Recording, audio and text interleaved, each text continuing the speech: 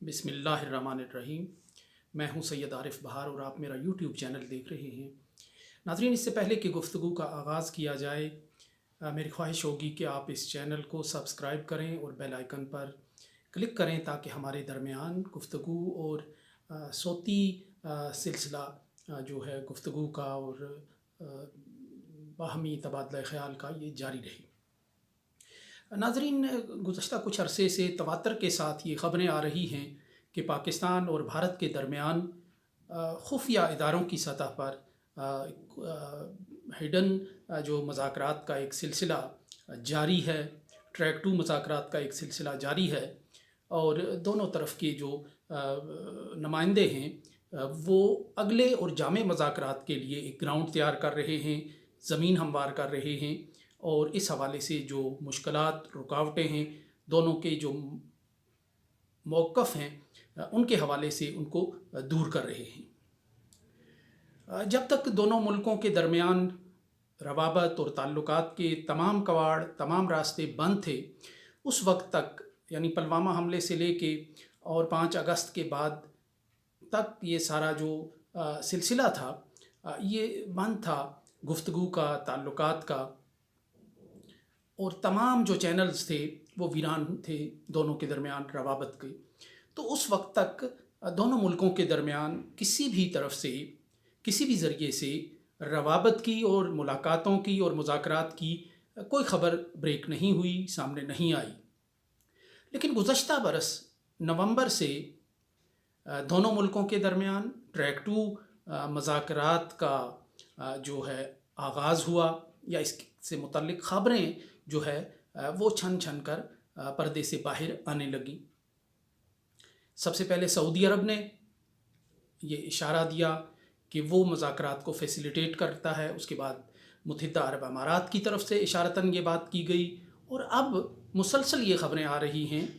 कि पाकिस्तान और भारत के दरमियान मुत्तहिदा अरब अमारात की जो सहूलतकारी के नतीजे में मुज़ाकरात का एक सिलसिला चल रहा है। और इस हवाले से सबसे अहम जो ख़बर है वो अमरीकी न्यूज़ एजेंसी रॉयटर्स की है कि जिसमें बड़ी डिटेल के साथ ये बताया गया है कि दोनों मुल्कों के जो खुफिया इदारों के नुमाइंदे हैं वो यूएई में मुज़ाकरात कर रहे हैं। और इस ख़बर पे फिर माहिरीन की, पाक भारत ताल्लुकात पर गहरी नज़र रखने वाले जो माहिरीन हैं उनकी राय भी शामिल की गई है। लेकिन वज़ीर ख़ारजा शाह महमूद कुरैशी साहब ने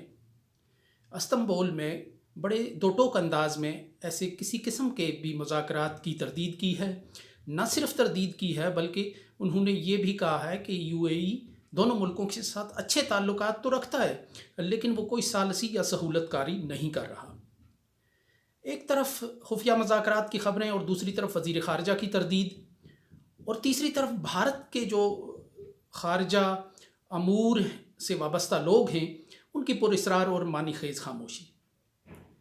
सवाल ये नहीं है कि पाकिस्तान और भारत के दरमियान मुत्तहिदा अरब अमारात सहूलतकारी करवा रहा है, सालसी करवा रहा है, सऊदी अरब करवा रहा है, सऊदी अरब की सरजमीन पर हो रहे हैं, मुत्तहिदा अरब अमारात की सरजमीन पर हो रहे हैं या किसी तीसरे मुल्क में हो रहे हैं, बरतानिया में, थाईलैंड में या किसी और जगह पे हो रहे हैं। ये कतई हमारा मौजू है ना, ये कोई इशू है। सबसे बड़ा इशू तो खुद ये है कि पाकिस्तान और भारत के दरमियान कशीदगी के एक दौर के बाद मुज़ाकरात का खुफिया अंदाज से ही सही एक सिलसिला चल पड़ा है। जो ताल्लुकात की बर्फ़ मुंजमद होकर रह गई थी उसमें पिघलाव के आसार पैदा हो गए हैं। मुज़ाकरात, खुफिया मुज़ाकरात, ट्रैक 2 डिप्लोमेसी पाकिस्तान और भारत के ताल्लुकात में बिल्कुल कोई नई बात नहीं है। 90 की पूरी दहाई इस मश्क में गुजरी। 90 के अवाइल में नीमराना से शुरू होने वाले ये मुज़ाकरात फिर मुल्कों शहरों शहरों होते रहे, यहाँ तक कि जब दोनों मुल्कों का एतमाद इस कदर बढ़ा तो फिर लाहौर और अमृतसर में भी होने लगे, दिल्ली और इस्लामाबाद में भी मुख्तलिफ जो है गैर सरकारी सतह पर सेमिनार्स होते रहे और जो मुज़ाकरात का और ताल्लुकात की बहाली का और मुस्तकबिल के किसी समझौते के पैरामीटर्स तय कर रहे थे। इस पूरी दहाई, 90 की पूरी दहाई के दौरान जो मशक चलती रही उसका नतीजा 1999 में फिर सामने आया جب بھارتی وزیر اعظم اٹل بہاری واجپئی لاہور آئے اور میاں نواز شریف نے رسپونڈ کیا اس کو، لیکن یہ سلسلہ ٹوٹ گیا،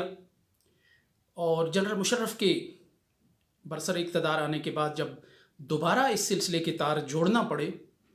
تو چونکہ ایک پوری دہائی کا ایک کام تھا، غیر سرکاری اداروں کا کام تھا، ریٹائرڈ جرنیل، بیوروکریٹ، سفارتکار اور سول سوسائٹی کے لوگوں کا ایک پورا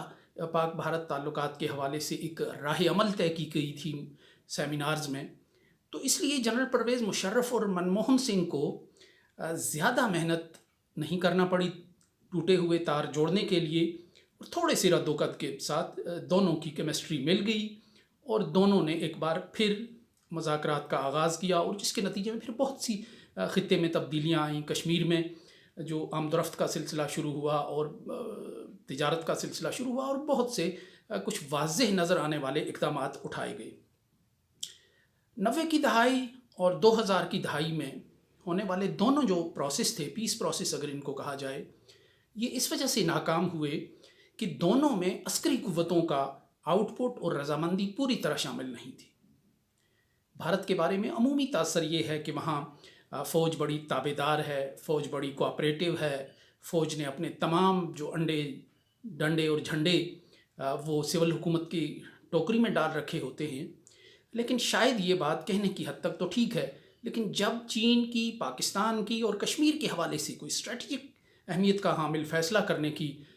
باری آتی ہے اور سول حکومت کوئی بڑا قدم اٹھانے لگتی ہے، تو فوج وہاں ایک رکاوٹ بن جاتی ہے۔ فوج اپنے تحفظات کے ساتھ سامنے آتی ہے اور اپنے سٹائل سے اس عمل میں ایک رکاوٹ ڈالتی ہے۔ 1990 میں جب راجیو گاندھی پاکستان آئے اسلام آباد میں، انہوں نے وزیر اعظم پاکستان بے نظیر بھٹو صاحبہ کے ساتھ ایک کمٹمنٹ کی کہ سیاچین گلیشیئر سے دونوں ملک اپنی فوجیں ہٹائیں گے اور اس پر ایک مکمل اور جامع سمجھوتا کریں گے۔ لیکن جب وہ یہ کمٹمنٹ کر کے واپس بھارت گئے تو فوج نے اس معاہدے کو ناکام بنا دیا، فوج نے اس کوشش کو ناکام بنا دیا، اور راجیو گاندھی اپنا سموں لے کر رہ گئے اس وقت، اور یہ بات اب پوری طرح تسلیم کی جا چکی ہے کہ فوج نے اس معاہدے کو پائے تکمیل تک نہیں پہنچنے دیا۔ پاکستان میں تو عمومی طور پہ یہ تاثر ہے کہ جو فوجی حکمران ہوتا ہے وہ کن فیکون کے انداز میں اگر جو بات کہے تو کوئی اس کی سرتابی نہیں کر سکتا، لیکن پاکستان میں بھی ایک تہ در تہ نظام ہے فیصلہ سازی کا، تو فوجی حکمران کا مطلب مکمل ایک ریاست نہیں ہوتی، وہ بہرحال ایک حکمران ہوتا ہے۔ تو جنرل مشرف کی بھی یہی کمزوری تھی، اور منموہن سنگھ کی بھی یہی تھی، نواز شریف اور واجپئی کی بھی یہی تھی کہ اس میں عسکری قوتوں، دونوں طرف کی عسکری قوتوں کا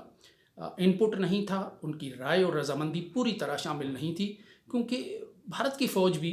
ہمیشہ سیاستدانوں کی راہ میں اس موقف کے ساتھ رکاوٹ بنتی ہے کہ انہوں نے قربانیاں دی ہیں، ان کی جذباتی وابستگی ہے اس مسئلے کے ساتھ، اور ان کے لوگوں کا خون بہا ہے کشمیر کی گھاٹیوں میں۔ اس بار اگر راہ اور ISI کی سطح پر مذاکرات ہو رہے ہیں، تو جس بھی مہربان نے ان دونوں ملکوں کو اس راستے پر لگایا ہے، دونوں قوتوں کو ٹیبل پر بٹھایا ہے، تو اس نے حقیقتاً مسئلے کی جڑ پکڑنے کی کوشش کی ہے اس بار۔ تو میں یہ سمجھتا ہوں جو پچھلی 2 مووز تھیں جو ناکام ہو گئیں، لیکن ان کا کیا ہوا کام اب بھی کارآمد ہے اور کام آ رہا ہے، اور تیسرے اس دور کے لیے وہ ایک مضبوط بنیاد بنا ہوا ہے۔ تو اگر یہ سلسلہ جو مذاکرات کا چل پڑتا ہے تیسرا دور، تو اس میں کامیابی کے امکانات نسبتاً زیادہ ہیں ماضی کی نسبت، کہ فیصلہ کن جو فورسز ہیں جو اس مسئلے سے جڑی ہوئی ہیں وہ اس میں شریک ہیں، اور وہ پیرامیٹرز طے کر رہی ہیں اس سارے مسئلے کے۔ تو وزیر خارجہ شاہ محمود قریشی صاحب اگر یہ بات کہہ رہے ہیں کہ مذاکرات کا کوئی عمل جاری نہیں ہے اور UAE ثالثی نہیں کروا رہا، تو یہ اس حد تک ٹھیک ہے کہ گلاس آدھا خالی ہے یا گلاس میں آدھا پانی ہے۔ ظاہر ہے کہ جو مذاکرات وہی مسلمہ ہوں گے جو خارجہ امور کے ماہرین اور وزرائے خارجہ کی سطح پر ہوں گے، سیکرٹری خارجہ کی سطح پر ہوں گے، ایک طے شدہ ریاست کے طریقہ کار کے تحت ہوں گے، اور پھر اس کو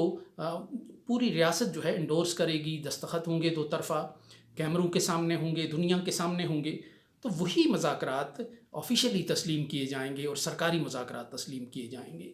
اس دائرے سے باہر ہونے والے مذاکرات مذاکرات خفیہ تو ہو سکتے ہیں، ٹریک ٹو تو ہو سکتے ہیں، لیکن ان کی سرکاری حیثیت نہیں ہوتی. تو اس لحاظ سے شاہ محمود قریشی صاحب کی یہ بات کسی حد تک درست ہے کہ دونوں ملکوں کے درمیان باضابطہ مذاکرات کا سلسلہ جاری نہیں ہے. لیکن یہ جو خفیہ ایجنسیوں کی سطح پہ اگر مذاکرات ہو رہے ہیں تو اس میں جو پیرامیٹرز طے ہوں گے ان کے تحت ہی پھر جامع مذاکرات کا سلسلہ ہوگا.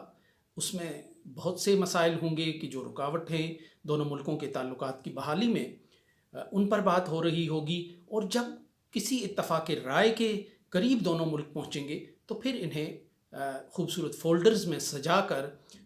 خارجہ سیکرٹریز یا وزرائے خارجہ کے سامنے پیش کیا جائے گا، کیمروں کی موجودگی میں، دنیا کی نظروں کے سامنے، اور پھر اس پر دستخط ہوں گے. لیکن اب جو سوال اس میں پیدا ہوتا ہے کہ جو پیرامیٹرز طے کیے جا رہے ہیں مذاکرات میں، ان میں سب سے اہم مسئلہ کشمیر کہاں ہے، ایجنڈا آئٹم کیا ہے. جو رائٹرز کی خبر ہے اس میں یہ کہا گیا ہے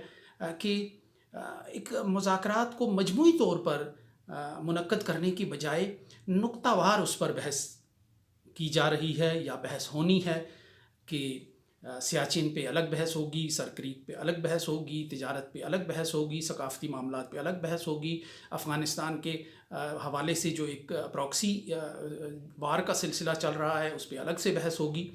تو کشمیر پہ ایک الگ بحث ہوگی. جو سیاسی تجزیہ نگاروں کا اور سیاسیات کے طلبہ کا اور کشمیریات کے طلبہ کا جو ایک دلچسپی کا پہلو ہے وہ یہ صرف یہ ہے کہ جب کشمیر پر مذاکرات ہوں گے، وہ ایجنڈا آئٹم جو بھی ہو مذاکرات کا، جب اس پہ بات ہوگی تو کیسے بات ہوگی، کس بنیاد پر بات ہوگی. اگر پاکستان اپنے موقف پر ڈٹا ہوا ہے، بھارت اپنے موقف پر ڈٹا ہوا ہے، تو اس کے درمیان جو ہے راہ عمل کیسے بنے گی کہ جس پہ دونوں ملک آگے بڑھیں گے. اس پر اگر مختلف امکانات پر غور کیا جائے تو پہلا امکان تو یہ ہے کہ اپنی جو اسٹیٹڈ پوزیشنز ہیں تاریخ کے حوالے سے دونوں ملکوں کی، اس سے اگر ایک ایک قدم پیچھے ہٹیں دونوں ملک تو ایک مجموعی طور پر ریاست جموں و کشمیر جو ہے اس کے خد و خال ابھار سکتے ہیں دونوں ملک. اور اب دلچسپ بات یہ ہے کہ پہلے چین اس ریاست کی ری یونیفیکیشن اور ایک نئے انداز سے ابھار کا مخالف تھا، اب وہ اس میں خاصی دلچسپی لے رہا ہے. وہ ایک الگ پارٹنر کے طور پر کشمیر کے لوگوں کو اپنے ساتھ سی پیک اور دوسرے اپنے جو عالمی منصوبے ہیں ان میں شریک کرنا چاہتا ہے. تو اس کا کوئی سر دست امکان نظر نہیں آتا کہ ایک اسٹیٹ کی بنیاد پر دونوں ملک کشمیر کی جو شکل و شباہت ہے وہ بحال کرنے پر آمادہ اور تیار ہو جائیں. دوسری شکل یہ رہتی ہے کہ جو جنرل مشرف اور منموہن سنگھ کے ایک مذاکرات میں بھی ڈسکس ہوتی رہی کہ دونوں ملک اپنے اپنے علاقوں کو، اپنے اپنے زیر انتظام علاقوں کے خد و خال اور نین نقش اس طرح ابھارے کہ ایک اسٹیٹ کا سا، ایک علاقے کا سا، ایک خطے کا اور ایک کلچر کا اور ایک تاریخ کا سا ان میں ایک تاثر اور ایک مماثلت اور مطابقت ابھرے. یعنی سیلف گورننس اور ایک داخلی طور پر اپنے اپنے علاقوں کو اس انداز سے خود مختاری دی جائے اور ان کے درمیان روابط کو بڑھایا جائے. اگر یہ سیلف گورننس والی بات تھی اور دونوں ملکوں کے اپنے زیر انتظام علاقوں کو مزید خود مختاری دینے کی بات تھی اور ان کے درمیان روابط قائم کرنے کی بات تھی، تو پھر بھارت 5 اگست کا اقدام نہ لیتا، کیونکہ بھارت نے جو بچی کھچی خود مختاری تھی ریاست کی اور اپنے زیر انتظام اور مقبوضہ علاقے کی، وہ ختم کر دی. اب پاکستان ظاہر ہے ابھی تک اپنی پرانی پوزیشن بحال رکھے ہوئے ہے، مظفر آباد کی، آزاد کشمیر کی. تو یہ ایک عدم توازن سا ہو گیا ہے. یا تو بھارت 5 اگست کی صورتحال بحال کرے گا اور دونوں علاقوں کا سٹیٹس ایک جیسا ہوگا، متنازع ہوگا، اقوام متحدہ کی قراردادوں اور جو باقی کمیشنز ہیں ان کے جو ان کی تجاویز کے تحت جو ایک سیٹ اپ اور ڈھانچے قائم کیے ہوئے ہیں وہاں بحال ہوگا اور اس سے آگے باقی پروسیس شروع ہوگا. لیکن سر دست اس کے بھی آثار نظر نہیں آ رہے. پھر تیسرا جو آپشن رہتا ہے وہ یہ ہے کہ جو ایک روایتی طور پر ہمیشہ سے دونوں ملکوں کے تعلقات میں ایک آپشن کے طور پہ موجود رہا ہے کہ کشمیر کے مسئلے کو تھوڑا سا کچھ عرصے کے لیے فریز کر کے باقی معاملات میں آگے بڑھا جائے۔ اگر یہ صورت بنتی ہے تو اس کے نتیجے میں ایک خاصی ایک بے چینی کی بھی کیفیت پیدا ہو سکتی ہے، اور حقیقت میں یہی پاک بھارت تعلقات کے راستے کی ایک ایسی بارودی سرنگ ہے کہ کشمیر کے مسئلے کو آنے والے وقت پہ چھوڑنا، مستقبل پہ چھوڑنا، وقت پہ اور حالات کے دھارے پہ چھوڑنا، یہ ان دونوں ملکوں کے تعلقات کی ایک ایسی بارودی سرنگ رہی ہے کہ جس پر جب بھی کسی ملک کا پاؤں پڑا تو وہ پھٹ گئی، اور اس کے نتیجے میں سارا جو پروسیس ہے، جو ساری مشق ہے، وہ ختم اور بے معنی ہو کر رہ جاتی ہے۔ اب کی بھی اگر دونوں ملکوں نے ایک اس مسئلے کو فریز کرنے کے انداز میں وقت کے دھارے پر اور وقت کے اور حالات کے رحم و کرم پر چھوڑا، تو پھر موجودہ جو ایک پیس پروسیس شروع ہونے والا ہے، تعلقات کا ایک نیا دور شروع ہونے والا ہے، تو پھر اس کے مستقبل کی بھی کوئی ضمانت نہیں دی جا سکتی۔ اس کے ساتھ ہی اجازت دیجیے، اللہ نگہبان۔